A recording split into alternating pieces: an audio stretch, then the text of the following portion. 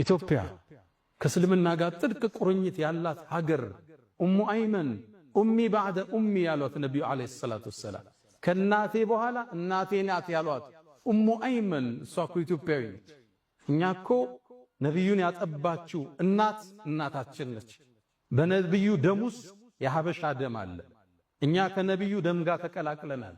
ከጅማታቸው ጋር አብረን ተሰፍተናል።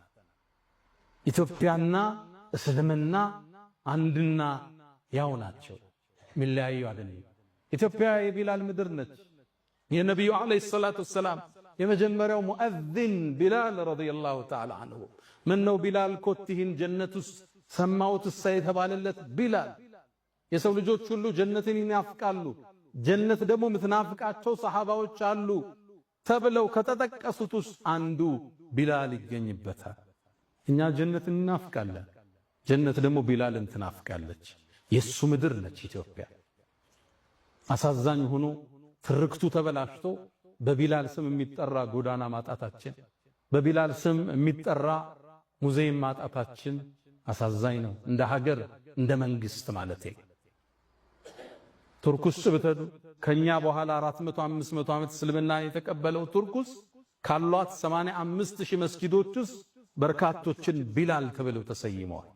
ቱርክ ውስጥ ሙአዚን ሆነ ስትመረቅ ሰልጥነ የቢላል ወራሽ የሚል ሰርቲፊኬት ይሰጣል።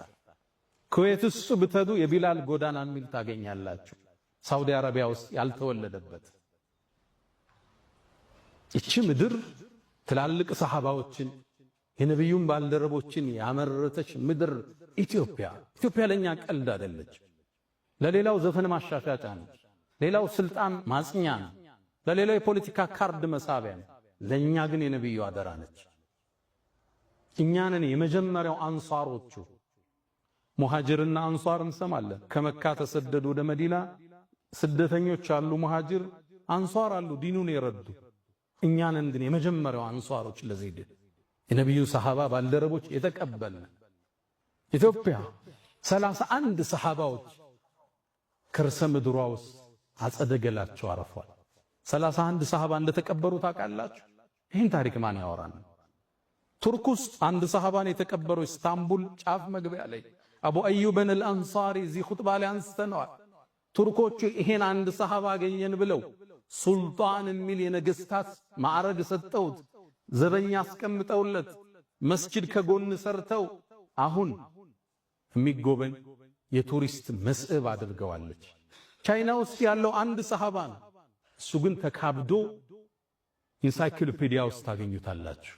ኢትዮጵያ 31 ሰሃባዎች ያረፉባት ምድር ነች። በርካታ ሰሃባዎች እትብታቸው የተቀበረበት የተወለዱበት መሬት ነው ኢትዮጵያ።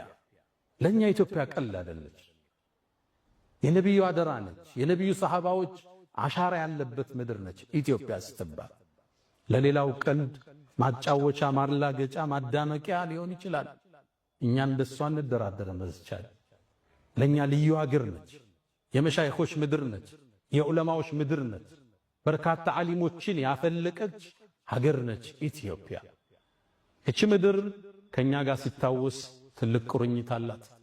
ይህን ታሪኳ ግን ዛሬ ተቀብሮ አግላይ ጸሐፊዎች ጽፈዋት ኢትዮጵያ የሆነ ቀለም እንድትዝ የሆኑ ሰዎች ውርስ ብቻ እንድትመስል አንዱ መጤ ሌላኛው ደግሞ ባለርስት ተደርጎ እንዲታሰብ ተደርጓል።